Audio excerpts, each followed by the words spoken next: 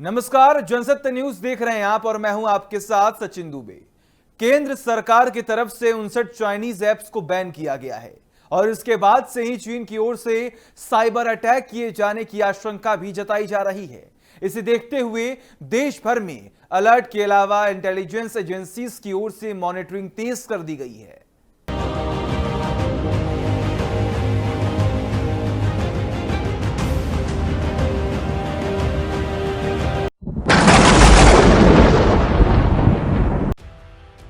Cyber security experts का मानना है कि चीनी ऐप्स को बैन करना केवल एक शुरुआत है और इससे भड़का चीन बदले में इंडियन साइबर स्पेस को नुकसान पहुंचाने की कोशिश कर सकता है। इसके मद्देनजर लगभग सभी सेक्टर्स में पहले से बेहतर मॉनिटरिंग की जा रही है। इसके अलावा पावर, टेलीकॉम और फाइनेंशियल सर्विसेज से जुड़े सेक्टर्स का चाइनीज इंफ्रास्ट्रक्चर से जुड़ाव होने के चलते उन्हें भी अलर्ट पर रख दिया गया है। वैसे कई साल से भारत की तरफ से चीन को क्रिटिकल इंफ्रास्ट्रक्चर में निवेश की अनुमति दे दी गई थी। ऐसे में उन नेटवर्क्स तक चीन की पहुंच है। इनमें कम्युनिकेशंस, पावर के अलावा फाइनेंशियल सेक्टर्स भी शामिल हैं। एक्सपर्ट्स की आशंका है कि रिमोट लोकेशन से चीन भारत के नेटवर्क्स पर साइबर अटैक कर सकता है। संभावित साइबर अटैक को लेकर अलर्ट रहने के लिए कहा गया है। उन कंपनियों पर फोकस है जिनमें चाइनीज इन्वेस्टर्स की फंडिंग है। इनकी मॉनिटरिंग और सर्वेलेंस अलग अलग स्तर पर किया जा रहा है। इसके अलावा सरकारी और प्राइवेट सेक्टर में इस्तेमाल किए जा रहे चीन में बने सर्वेलेंस डिवाइस भी रडार पर हैं। वैसे विशेषज्ञों का तो ये भी कहना है कि मौजूदा इकोनॉमी सिचुएशन में कोई भी सीमा पर युद्ध के लिए तैयार नहीं है। ऐसे में साइबर स्पेस ट्रेड और सप्लाई चेन को प्रभावित कर नुकसान पहुंचाने की कोशिश जरूर की जा सकती है। चीन की ओर से फंडिंग पाने वाली कंपनियों और खासकर टेक फर्म्स की अब निगरानी की जा रही है, क्योंकि इन्हें आसानी से निशाना बनाया जा सकता है।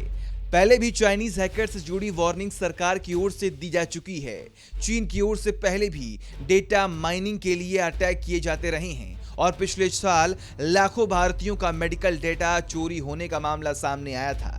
बहरहाल ऐप्स बैन करने का फैसला भी सरकार की ओर से यूजर्स के डेटा की सुरक्षा के मद्देनजर लिया गया है। चीन की ओर से दबाव न बढ़े, इसके लिए स्ट्रेटेजी बनाकर काम करने और ऐसे अटैक्स को लेकर अलर्ट रहने की जरूरत है। भारत सरकार के 59 चीनी ऐप पर प्रतिबंध लगाने के फैसले से भले ही उनके राजस्व पर बहुत ज्यादा असर न पड़े, लेकिन इंटरनेट की दुनिया में राज करने की महत्वाकांक्षा रखने वाली इन कंपनियों को बड़ा झटका लगा है। चीन के जिन ऐप पर प्रतिबंध लगाया गया उनमें सबसे बड़ी चीनी टेक्नोलॉजी कंपनियां जैसे Alibaba, ByteDance, Baidu, Tencent, Xiaomi, YY Inc और लेनोवो आदि शामिल हैं। इन चीनी कंपनियों के लिए चिंता की सबसे बड़ी बात यह है कि अब भारत के नक्शे कदम पर दुनिया के अन्य देश भी चल सकते हैं। गूगल और फेसबुक से इतर भारत और दक्षिण पूर्व एशिया के देश कुछ ऐसे बाजार थे जहां पर चीनी कंपनियां अपने देश के अलावा सफलता के लिए दांव लगा रही थीं। टिकटॉक को भारत में गूगल प्ले स्टोर और एप्पल ऐप स्टोर से हटा दिया गया। गूगल और एप्पल ने यह फैसला सूचना और प्रसारण मंत्रालय के 59 चाइनीज ऐप्स को बैन करने के निर्देश के बाद लिया। विशेषज्ञों का कहना है कि चूंकि चीन में कोई प्रतिस्पर्धा नहीं है, इसलिए वहां पर ये कंपनियां बहुत आसानी से विकसित हुई और अरबों डॉलर की कमाई की।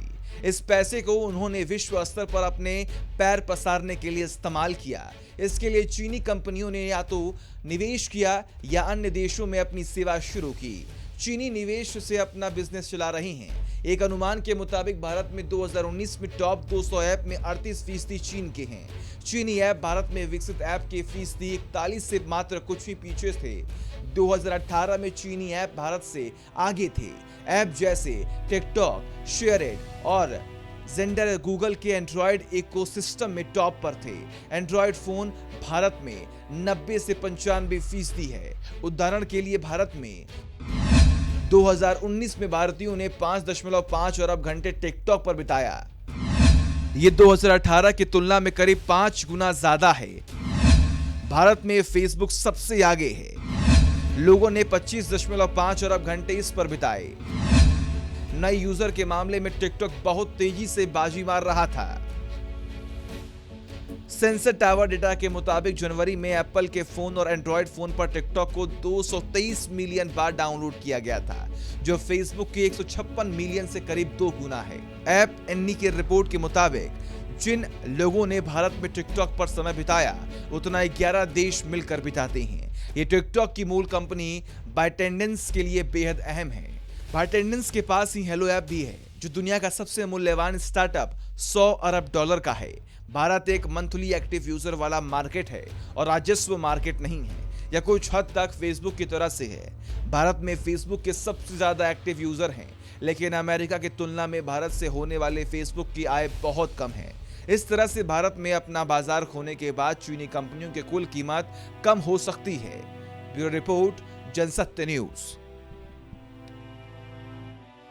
फिलहाल हमारे इस खास पेशकश में बस इतना ही। और भी वीडियोस को देखने के लिए हमारे फेसबुक पेज को लाइक करें और यूट्यूब चैनल को सब्सक्राइब करना बिल्कुल भी ना भूलें।